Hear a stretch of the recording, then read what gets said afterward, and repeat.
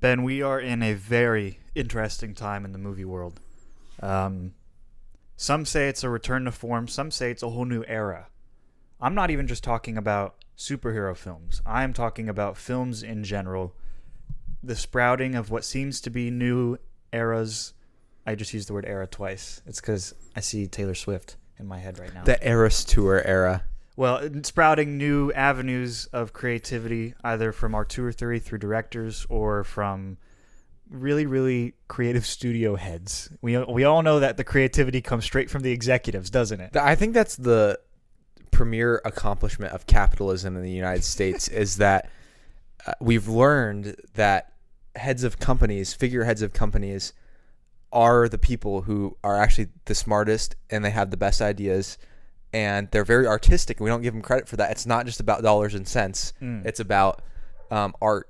Yes. And it always has been. Yeah. I mean, even Rockefeller, it was art. Yeah, Bob Iger could be the most creative man in the world. It's not about business at the end of the day for him. Picasso, move out. Clearly, those guys had bad business sense. I don't know why people respect them. Clearly, we're being facetious. We are going to cover a few things today. First is a ton of superhero things. Ben, have you seen Thunderbolts? No, I haven't. I was talking with somebody yesterday who was telling me about it, and I was like, it is on Disney Plus, so I probably should I keep saying I need to take a week and just watch every movie from 2025 that's on a streaming service I have, which is at this point kind of a lot. Yeah. That could be a video idea, actually. So, it's quite possible. The movie itself is definitely worth a watch, especially there's a big gap in quality between this and its previous projects in the last. That's what I heard. I heard it was kind of like not a return to form, but like an encouraging sign. For sure.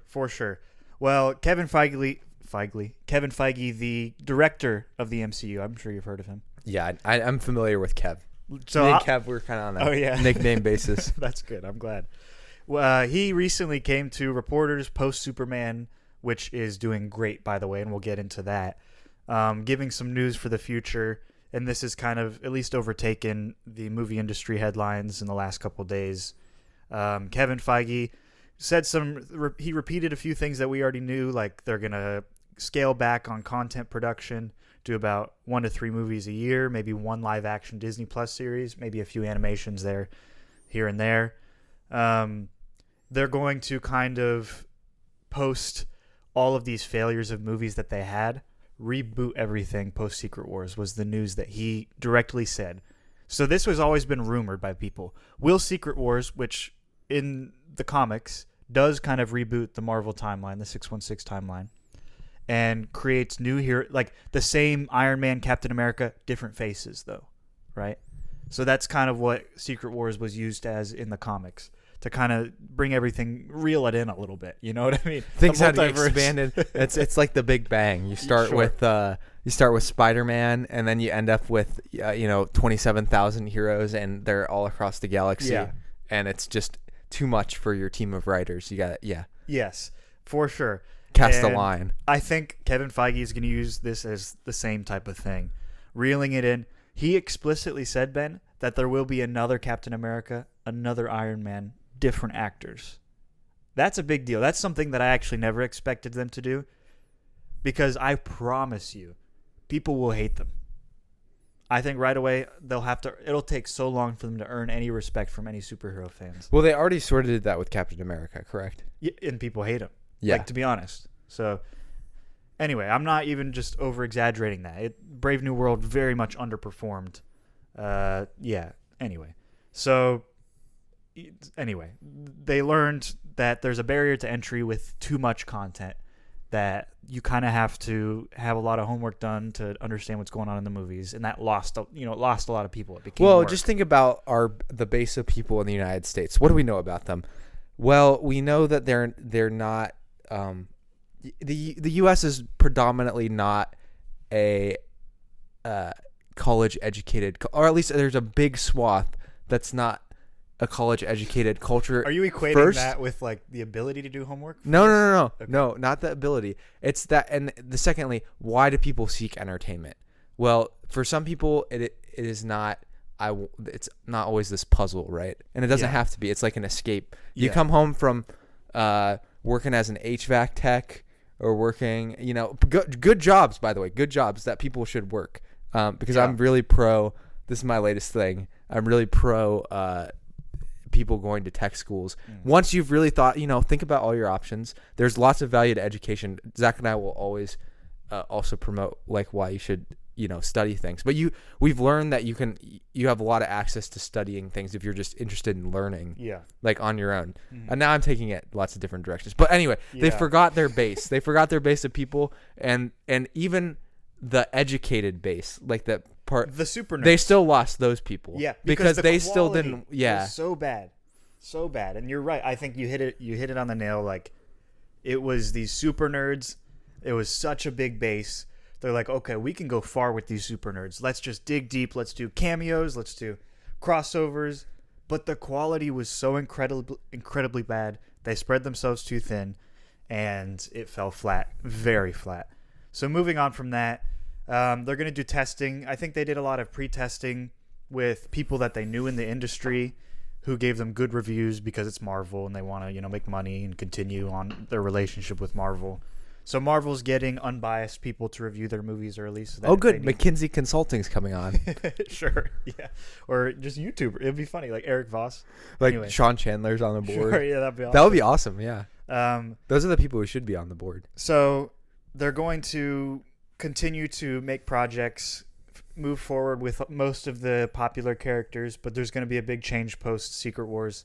A lot of it, Kevin Feige said the MCU hinges on Fantastic Four, which comes out this Friday. Oh, boy. And so far the reviews are really, really good. The best reviews that we've seen in many years in Marvel. So that's a really good sign. Many years. Very good sign. So they're going to try to rebuild trust with audiences. That's just a lot of news with that. Which that would be huge, because we've talked about how Fantastic Four is a very popular franchise that has not ever done well in the theaters. No iteration has been successful thus far. Yeah, just put Pedro Pascal, like you say, in every project and it will be good. So Superman kind of was the foot in the door for these conversations to happen with Kevin Feige, because Superman has made quite an achievement with, it's only been out 2 weeks and it has 406.8 million for the box office. That's really, really good for a DC film. The last 5 or 6 DC films have almost lost money. I think of the second Aquaman. I think of The Flash. These projects where they have these high value actors, possibly these really, really important comic storylines like Flashpoint or Atlantis, stuff like that, and just squandered because DC never really built trust with people and expected that same trust that Marvel had. So it's funny how the tables have turned, Ben, because now Marvel is adopting a DC, specifically James Gunn format of having a good script before moving forward with a project. Marvel will no longer do these big exposés of, is that how you say it? Maybe not, but we'll go with it. Well, these big things of, we're going to do these 25 projects in the next 25 years. Until they understand whether the project itself is going to be good. Yes. Because you're right. They kind of looked at Endgame and were like, what made this great was that we had all of these different movies and then it all came together. That was their takeaway. Sure. Yeah. Which is kind of true, right? Yeah. But they also did, and they forgot about how they hired primarily good people to work on the projects, and many of them were successful versus being unsuccessful. There's a few that weren't as popular, but that's always going to be the case. But a majority of them hit. Yes. So, and it was because I think the plan for Endgame probably developed over time as the series got successful, because it didn't start out with them assuming Iron Man was going to be it was a loose structure. And I think we saw in the multiverse saga, which is post Endgame up until Secret Wars, that there really wasn't a plan. So anyway, Superman is doing really well. Have you seen Superman? I just saw it last week. What did you think? I thought it was pretty good. Yeah. I thought I said, I think in my Letterboxd review, it's like a breath of fresh air. In a relatively, because now I go watch a superhero movie, I kind of know what I'm expecting, and I don't know that there was stuff that happened in the Superman movie that I wasn't expecting, but I was like, I'm entertained, and it's colorful and fun, and it was, they tried to talk about current issues, which maybe some people had a problem with, but I was like, that's kind of what DC is doing now, because they did that in Batman too. Yeah, that's true. I just accepted it. That's what they're doing. that they had a geopolitical conflict. Which was not based on the one that you think it was, according to James Gunn. Sure, but like what the timing? I mean, come on. Yeah, the timing is impeccable. I mean, even when the script was being written, this was going on, I believe. And it has a simple like point that people can get behind. That's like no one is bigger than everyone, kindness. Or something like that. Yeah, no one's bigger than kindness. It's like it's a very soft like, and that's what Superman is though. He's supposed to be like the ultimate like good. It was goofy and cringy, but it worked, and it worked so well. And James Gunn always plays well into the goofiness, into the colorful comic bookness. He doesn't need it to be grounded. He doesn't need it to be super, but he can make it relatable even. Yeah, I mean, the Guardians of the Galaxy are the biggest example of this. Like taking these wacky unknown characters and transforming them into these relatable raccoons and green girls and big Drax people. Did you see the second Suicide Squad movie? Yeah, the Suicide Squad. Yeah. This Superman movie reminded me a lot of that. Oh, like yeah. Toned down from a violence perspective, but like the way the colors work, the like sort of, you know how there's that like big starfish at the end, like crazy zany things, but it somehow is just like you accept it. Yep. Like even the ice castle in Antarctica, like Lex Luthor was kind of goofy. Mm-hmm. There's lots of goofiness, but it didn't feel like everything was trying to be like a setup for a joke, like maybe Guardians of the Galaxy, which I was kind of talking to people about it, and some people were worried that it was going to be too much like a setup punchline movie, but it really wasn't. It just felt like genuinely James Gunn, what he wants to do. Well, James was always good. I think of Guardians of the Galaxy 3. It took the first movie and the second movie, the faults, and kind of corrected it. The first one's still the best in the trilogy, but in my opinion. But the third one, it really balances, in my opinion, well. Humor, even if it doesn't land, and seriousness with Rocket Raccoon's storyline. Yeah, and that movie, I was talking to someone about, was it you? Maybe it was It was you or someone else about how he's really developed his cinematic style. Yes. Like now you can watch a movie and be like, oh, that's James Gunn. Yes. Like maybe just with the first Guardians of the Galaxy movie, he hadn't made enough movies to be like. Yes. But I wouldn't even consider the first Guardians of the Galaxy movie still reminds me a lot of what the standard Marvel movie looks like. Yes. Whereas the third Guardians of the Galaxy movie was more like, this is James Gunn cinematic style. It's so bright and like white, and like I haven't figured out the exact right terms but I just know when I watch it that it's James Gunn, which I really appreciate that, because a lot of superhero movies start to look the same, and that's why when movies like The Batman come out and they're like distinctly different, I think people tend to like remember them and like latch onto them more. Yeah. It helps when you have a big IP figure too, like Superman or Batman, sure.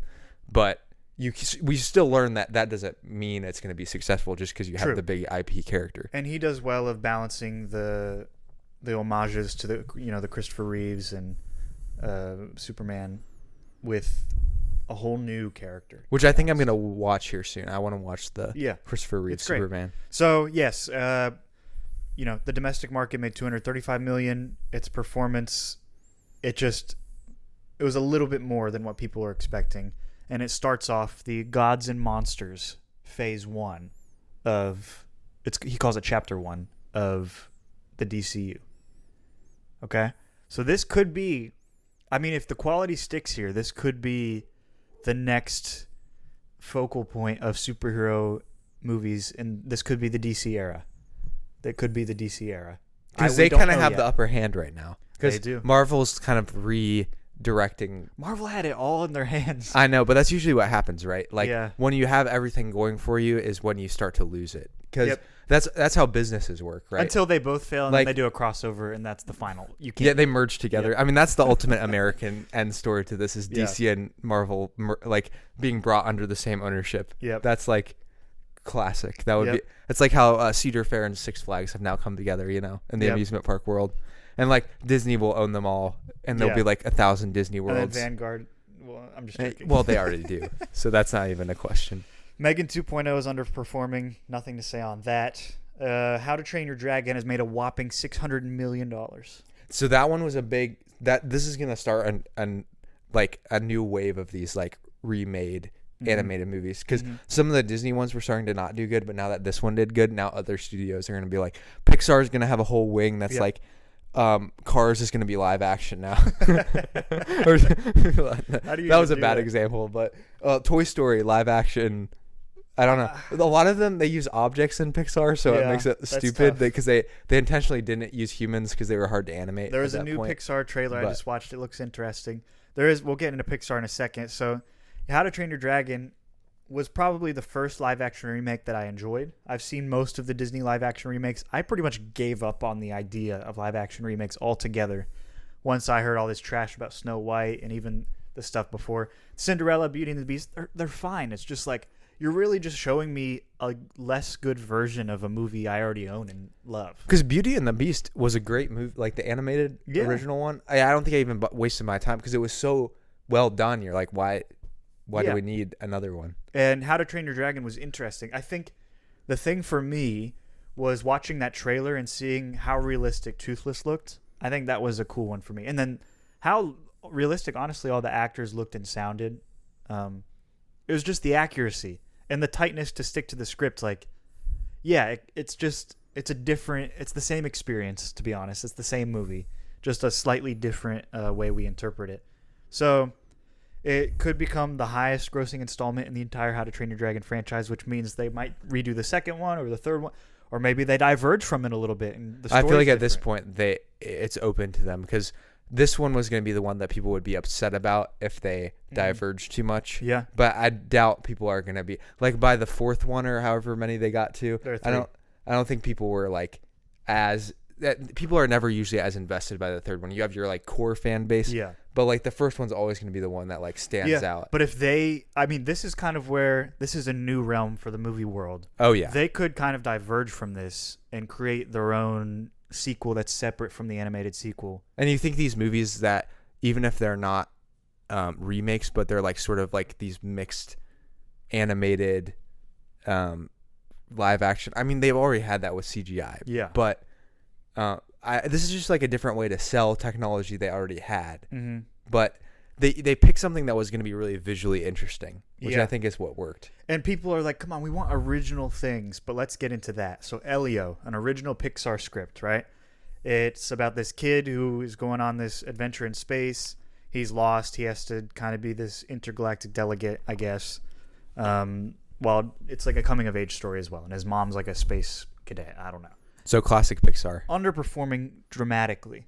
I do think a lot of this was just built up anger against Pixar, and same thing with Marvel, a lack of trust. I haven't seen it. From what I hear, it's not a bad movie from the ratings and stuff like that. It's just people, one, don't know much about it, and two, don't trust Pixar as much. It's not as much of a household name as it once was. These big institutions are falling. A new era of movies is coming through. Do you see what I mean? Like, we're at a crux right now. Yeah, it used to be like even 5 or 6 years ago, I would have said anything Pixar makes, like I'm going to be interested in. It's golden. So, but once the misses started stacking up, and even the ones that like I liked, like Soul, I was a huge fan of. It's one of my favorite Pixar movies, probably, or it's up there in the upper echelon for me. But it wasn't really a hit. Yeah. And the timing was kind of poor with COVID and everything, Mm-hmm. and I'm sure that messed up a lot of industry stuff in general. But there were other misses. Luca was okay. By the way, that's my Soul. I love that one. You love Luca? Yep. I know. And so that they were good movies, but again, Pixar was always successful marketing, like really getting kids in, and then the adults would also be into it because they were like, it has multiple layers. And when you miss the kids, I think some of these movies miss the kids, which is sad because you're like, and they're never going to have a base of enough adults to carry. Like, sure, yeah, I agree. Because there's then you have to compete against Mission Impossible and like stuff that's marketed to adults. And as great as Pixar is, you can't do like everything all the time. Well, I think the hard part is Pixar is a brand that it's not urgent to see it right away because they don't continue. Usually it's a new project or a sequel that's not like, you don't need, like, spoilers don't really matter in the Pixar world, so you can just wait for it to go to Disney Plus. So the whole Disney Plus model, I think, destroyed the Pixar brand. Do you also think they've made too many movies? Pixar made too many, and they made TV shows. Obviously, I mean, I think and then they had the same issue as Marvel because they used Yeah. to make like one movie a year, one movie every other year, like Yep. back before the Disney merger. This was the Disney thing where they had to, and again, like all of this goes back to the executives. We started this episode saying like Singing their they're so praises. but it's facetious. I mean, they put a minimum that Kevin Feige had to do for TV shows and movies for the It's all for the investors, right? Well, it's about shareholder value at the end of the day. That's what people don't understand. So, but then you get your Marvel She-Hulks with twerking with Megan Thee Stallion, and then you get your Turning Reds where the little girl's twerking. It's just they get to a point where they twerk, and then the whole franchise falls. Do you see what Those I mean? ones don't do good. Yeah, literally, the bottom tier list out of any of those franchises is the twerking scenes. Really. Yeah. In Turning Red and She-Hulk. So Elio's underperforming domestically. So far, the opening was about 20 million. It's made about 68 million by now. It's just not performing like a Pixar movie should, and it's coming to an end of its time in theaters. Let's move on for the sake of time. Sinners, an original script by Ryan Coogler, the director of Black Panther and Black Panther Wakanda Forever, is doing really well. 97% on Rotten Tomatoes. Not that that means anything, but we say on the movie, a Rotten Tomatoes score means if it's a low score, it's pretty accurate. If it's high, it's a hit or miss. We'll see. But it earned an A grade from CinemaScore. It's getting rave reviews. It grossed about 280 million worldwide for an original script that's really, really good. Ryan Coogler might have a promising career, even though he is tied to Black Panther 3 with possible Denzel Washington attached to that.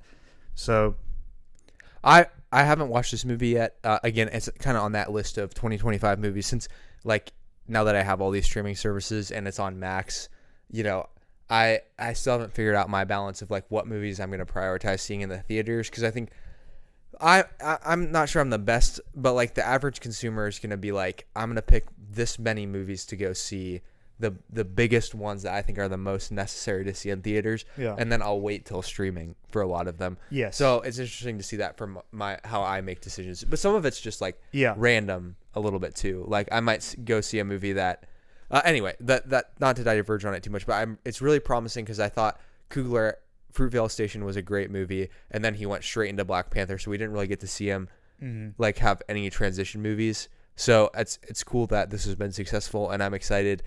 I'd love to see him branch out even more, like maybe make a movie without Michael B. Jordan in it.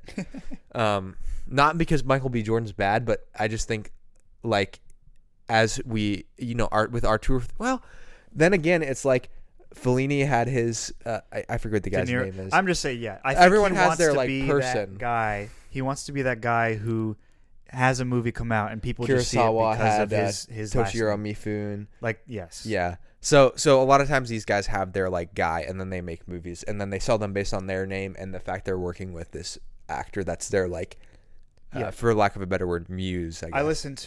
I watched the video on his Criterion Collection closet picks, and I think he had talked about how he has this life that he has these two pathways to pick. He's really good at making these commercially successful films that are very profitable that he really likes, and he also has this ability to make good original films as well, and he's trying to figure out which path he hasn't decided. But he's yet. so young.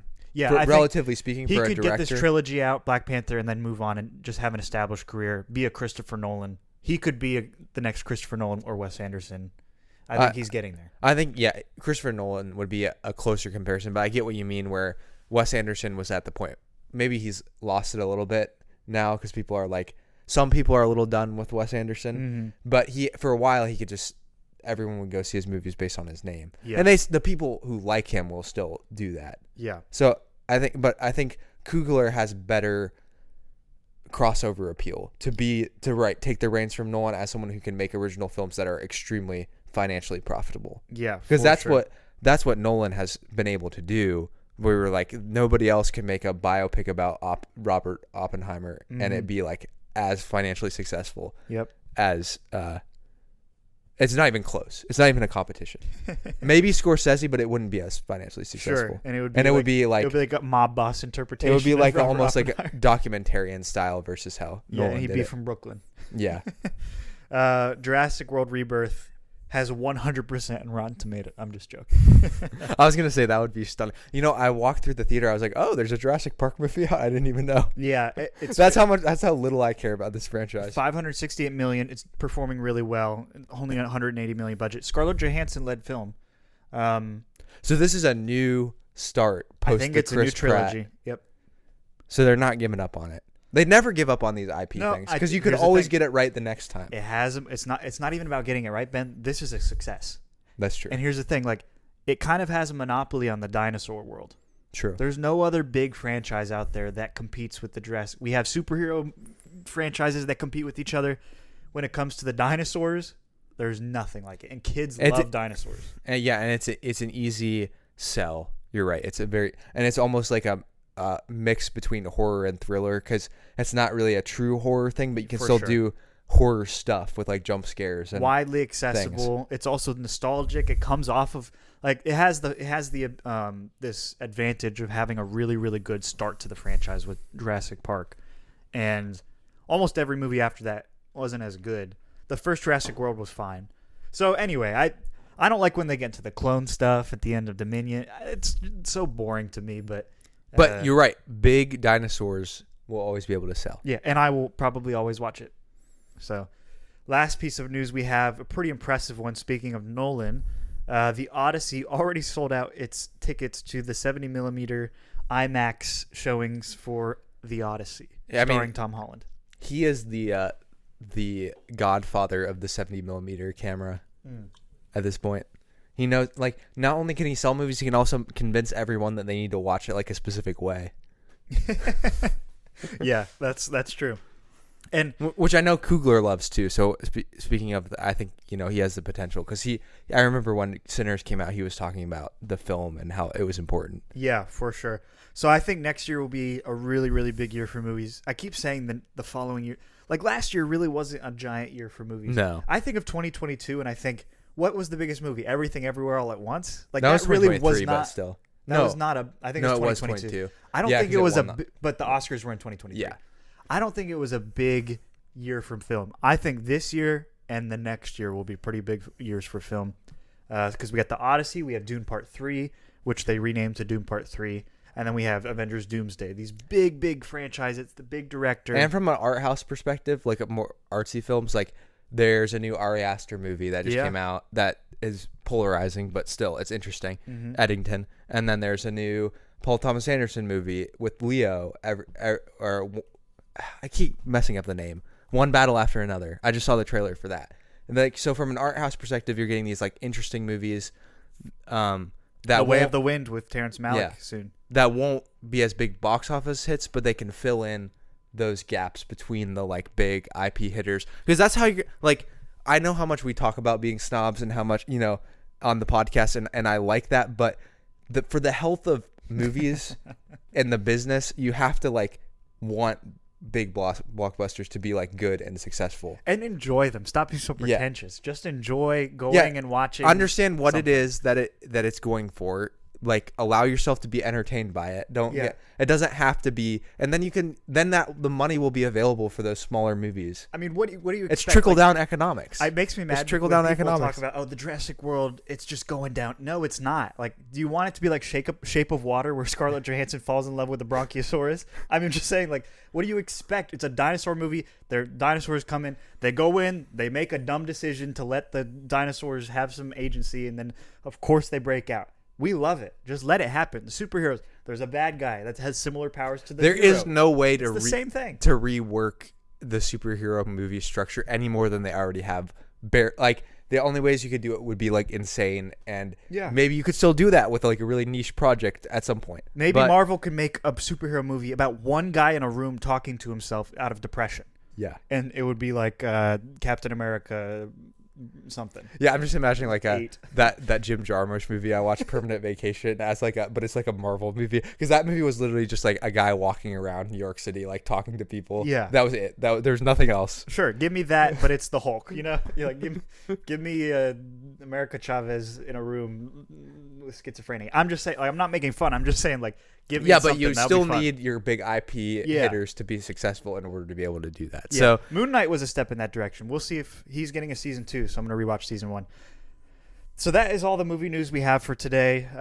It really is a critical period in the movie history, and I'm glad to have experienced it. Ben, how do you feel like we are doing in life, catching up on the movies that when we awoke in this world, when we were birthed out in the year of 2002, we had so much to catch up on. How do you feel like we're doing catching up? Because we'll get to a point where it's like a lot of the major things we caught up on, and we can focus a little bit on the current. I think I'm still kind of like really hopelessly behind. Yeah, me too. So I'm struggling with what my strategy is moving forward, because I think in the last couple of months, and this happens with everything that I do, and so it's fine. Like, you have to just be okay with it. But the amount of movies I've watched has gone down dramatically. Like, I've watched like 4 or 5 movies a month, as opposed to what I was watching like 10 to 20 movies a month, and that's not because I didn't have time necessarily to watch the movie. I'm on night shift this month, but it hasn't dramatically improved my movie watching numbers. I know, that's what I'm trying to figure out. But every month that's like that, I get way even more behind, and then I can't even keep up with the new movies. So maybe it's hopeless.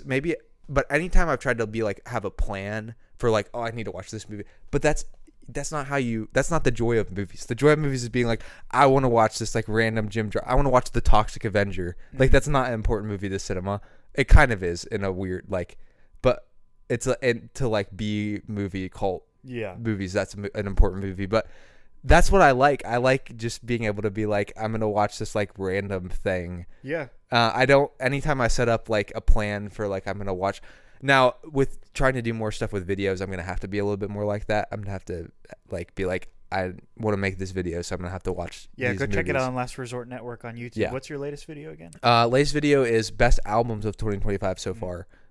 So, yeah, maybe I've focused a bit more on music as of late. But I'm hoping to come up with some good video ideas, too. Great, me too. By the way, I have 2 of these left before I can make the next video. Sweet. I know. Sweet. Micah got me 5 from New Jersey. Yeah, and 5. And the sky's the limit, though. Is you know, for Last Resort Network and for movies. And here's what I'll say: the better Last Resort Network does, the better it is for movies, because that means movies are popular and people need a last resort. We're the Dow Jones, so we represent the movie market. People are so desperate for content about movies because they're so invested in it that they have finally found us. One day we'll be in the movies S&P 500, Ben. Yep, that's where. Right now we're 501. That's where we're shooting for. All right. Well, with that, there's no vault to close. This is just some news, some updates. Please check out the Movie Vault other episodes. We're currently in the middle of a series, as you could probably see by the surrounding episodes, on the 7 Deadly Sins. So check that out. Some cool things to come. There are some pretty intense and fun movies. Yep, some great directors being highlighted. So keep watching movies. Not too much to where you sin, but keep watching movies at a good pace. Make it in your top 10 priorities in your life.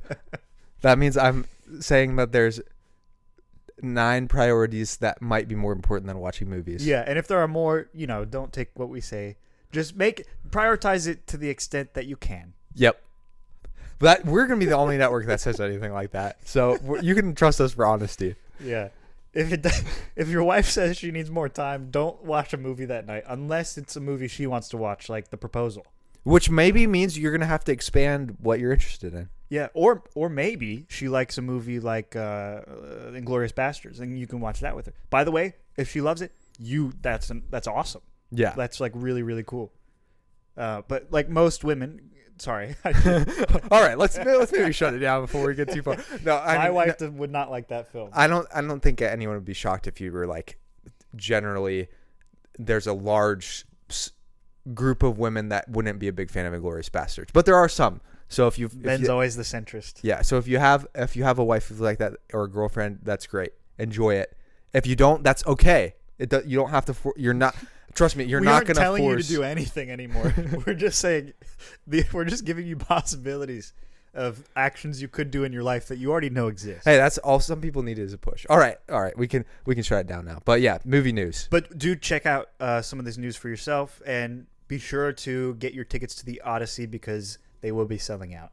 So are we going to get our tickets to Indianapolis? Well, I think it's already sold out. A year ahead. We're going to need a vacation for this. That's true. That's something that we obviously is easy for us to do. Yep. We have lots of available time to do that. Yes, lots of time. Medical says take a month off and watch movies. Yeah. All right. We'll see you next time.